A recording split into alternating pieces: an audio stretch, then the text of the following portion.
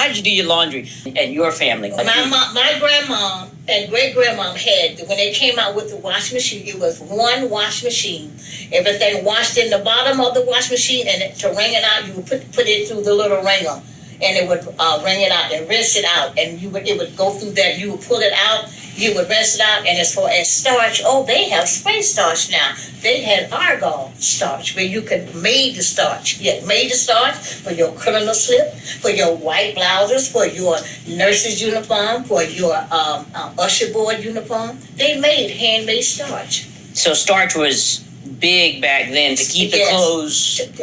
You could wear it more than one time without showing that much dirt on it. But now they have the stuff you spray where your collar come clean and they had the scrub board where you would wash, scrub that. So if you had the washing machine, did you also need the scrub board? Yes, you do. And if you had stains, like, female stains, they would scrub that, and put that in it. They call it the bluing. And now it's bleach and this and that. We had the bluing. It would clean all of the bluing. It make your clothes just as pretty and white. So the bluing is like what we have today, bleach we have today. It's a double bleaching, and you have different bleaches for colored clothes, for white clothes. Now you could put everything together in one. But they had the bluing, and you would hang your sheets and everything and on the line. We have dryer. Your clothesline was the dryer. Your clothes pins, that kept your clothes on the line. That's when the wind blow, that was your dryer. Young people have no idea how lucky they are. So you took the clothes and you hang them on the line, on the clothesline. In the backyard, you had about maybe 10, 11, 12 clothesline because all of your white sheets and pillowcases and blankets would go in the front.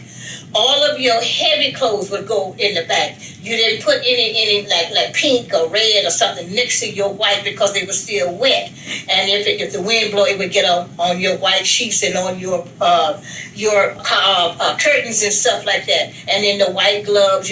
My great grandmother was an usher, so you had to have your gloves white for Sunday. Everything was done when the blue and everything was dryer. The wind would blow your clothes dry.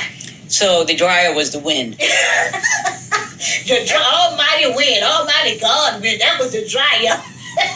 Wasn't no high, medium, low. You hung them clothes on that. When that wind blew, you were so glad and the sun come out and you didn't let them see. You got them off the line and you would fold them up.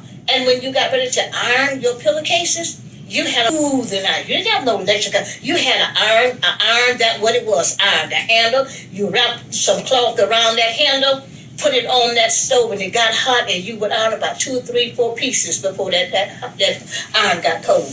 No low, medium, hot, steam. No, wasn't no low, no steam, no. If you wanted to get a little wrinkles out of your clothes, you would take take that Coca-Cola bottle and fill it full of water, and you would sprinkle it.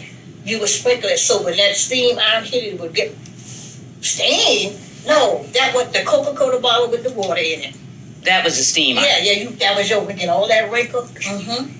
Church. Did everybody go to church or Sunday school? Or? You better. If you wanted to live, you had to go to. If you wanted to live, you went to church and got up on time and went to church. If you wanted to live and come back in that house and eat and sleep, you better get up and give God the glory. Or else like they say, they would get the butter from the duck. Meaning? Tear that butt out the frame. Tear it out the frame. And you better be able to, you better put them pennies in church. Do you hear what I say? So you got pennies to put in? Yeah, your offering, yeah. And you better not stop by Mr. Red Rhyme store and get no kits, no Mary Jane. You better not stop by Mr. Willie Elf and get no nothing. You better take that penny and put it in church. Like they said, put it in church. Do you hear me? You didn't put them pennies in church. They will come in and ask, let me ask Sister Morris, did you put collection? You better put that penny there. If you wanted to live, to survive, you put that penny in church, do you? Thank you for joining us. We'll see you next time. Don't forget to like us and subscribe.